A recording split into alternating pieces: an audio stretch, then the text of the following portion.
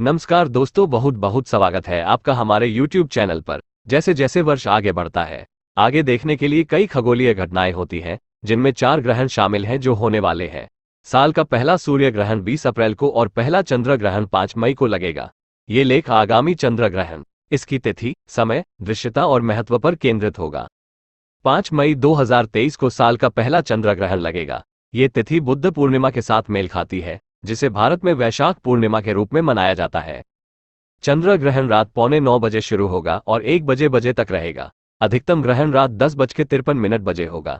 इस ग्रहण को पेनुम्ब्रल चंद्र ग्रहण या उपछाया चंद्र ग्रहण के रूप में जाना जाता है, जो तब होता है जब सूर्य, पृथ्वी और चंद्रमा एक सीधी रेखा में होते हैं।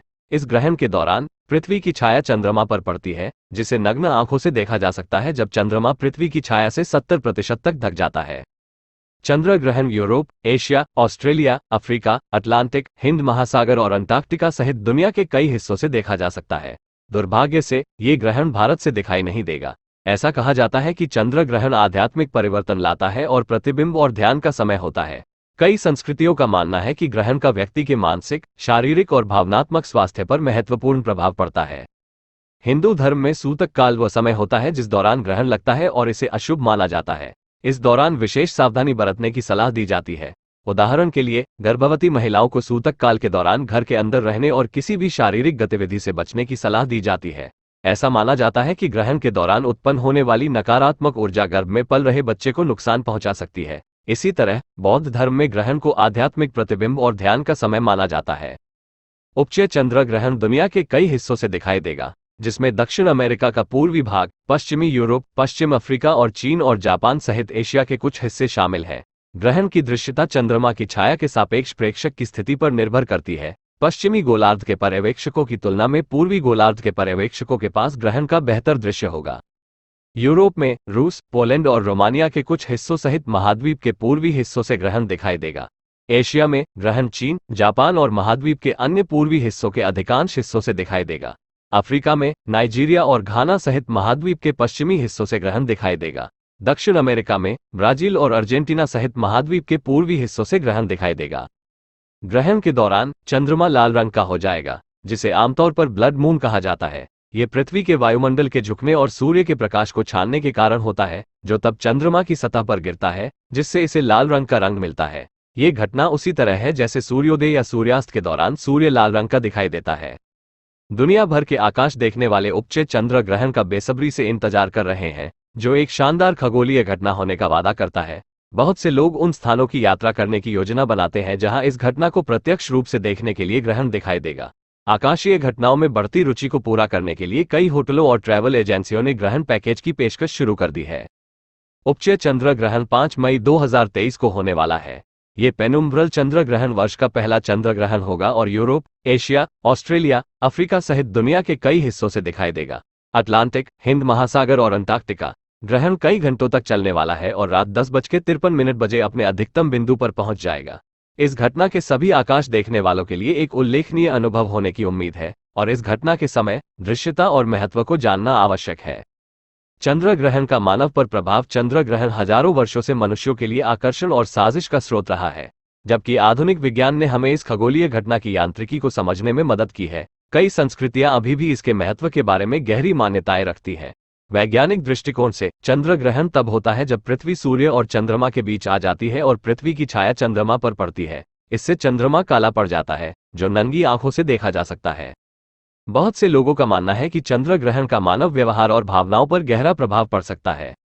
कुछ संस्कृतियां ग्रहण को आध्यात्मिक प्रतिबिंब और ध्यान का समय मानती हैं। दूसरों का मानना है कि ग्रहण किसी के मानसिक और शारीरिक स्वास्थ्य को नकारात्मक रूप से प्रभावित कर सकता है, जिससे चिंता, तनाव और यहां तक कि शारीरिक बीमारियां भी बढ़ सकती हैं। हिंदू धर्म में सूतक काल को अशुभ माना जाता है और इस दौरान विशेष सावधानी बरतने की सलाह दी जाती है। उदाहरण के लिए, गर्भवती महिलाओं को सूतक काल के दौरान घर के अंदर रहने और किसी भी शारीरिक गतिविधि से बचने की सलाह दी जाती है।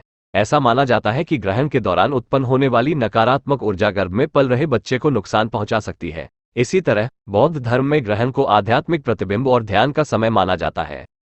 कुछ लोगों का मानना है कि चंद्र ग्रहण ग्रह के पारिस्थितिक तंत्र को भी प्रभावित कर सकता है। ऐसा इसलिए है क्योंकि ग्रहण तापमान में अचानक गिरावट और प्रकाश में कमी का कारण बनता है, जो पौधों और जानवरों के व्यवहार को प्रभावित कर सकता है। उदाहरण के लिए पक्षी चहकना बंद कर सकते हैं और जानवर ग्रहण के दौरान अधिक सक्रिय या निष्क्रिय हो सकते हैं।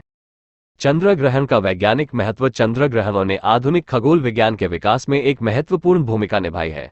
उन्होंने वैज्ञानिकों को हमारे सौर मंडल और संपूर्ण ब्रह्मांड की यांत्रिकी को समझने में मदद की है। चंद्र ग्रहण का अध्ययन कर वैज्ञानिक चंद्रमा की सतह, वातावरण और संरचना के बारे में जान पाए हैं।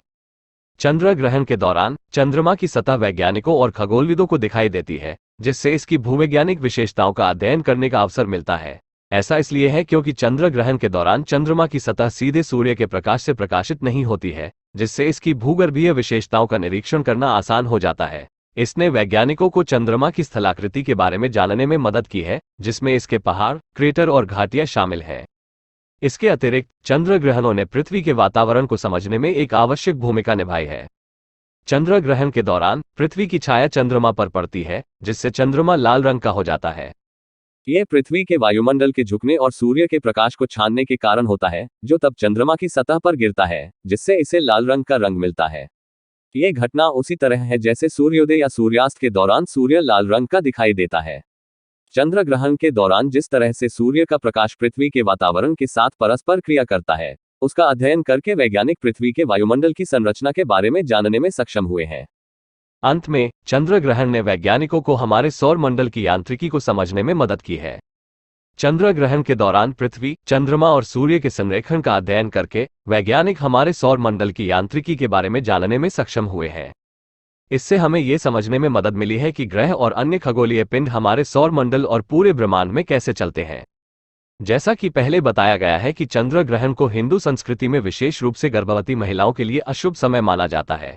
सूतक काल एक ऐसा समय होता है जब माना जाता है कि नकारात्मक ऊर्जा अपने चरम पर होती है, और इसलिए ये सलाह दी जाती है कि गर्भवती महिलाओं को इस अवधि के दौरान बाहर जाने से बचना चाहिए। सूतक काल की अवधि चंद्र ग्रहण की शुरुआत से उसके अंत तक होती है, जो आमतौर पर कुछ घंटों की होती है। ऐसा माना जाता है कि चंद्र ग्रहण के दौरान उत्पन्न होने वाली नकारात्मक ऊर्जा गर्भ में पल रहे बच्चे को नुकसान पहुंचा सकती है।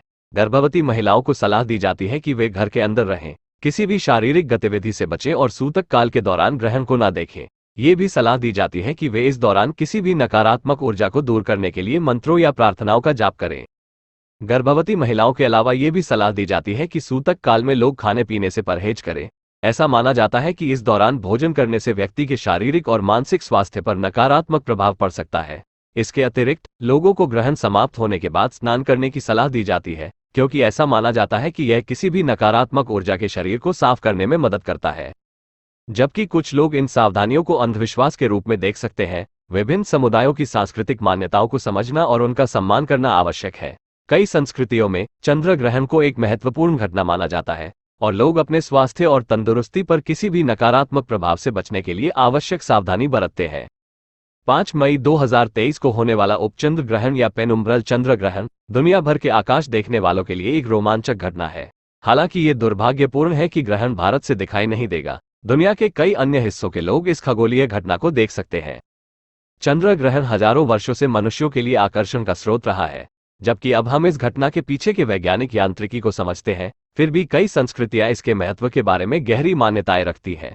वैज्ञानिक दृष्टिकोण से चंद्र ग्रहणों ने आधुनिक खगोल विज्ञान के विकास में एक आवश्यक भूमिका निभाई है और वैज्ञानिकों को हमारे सौर मंडल और पूरे ब्रह्मांड की यांत्रिकी को समझने में मदद की है।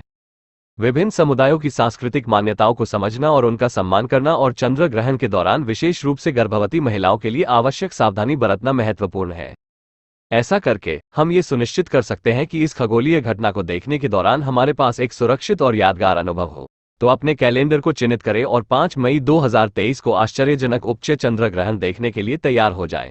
और अंत में आपसे हाथ जोड़कर विनती है, अगर आपने हमारा चैनल अभी तक भी सब्सक्राइब नहीं किया है तो जरूर सब्सक्राइब कर लें और घंटी के बटन को चालू कर लें ताकि नई वीडियो की जानकारी आपको मिलती रहे।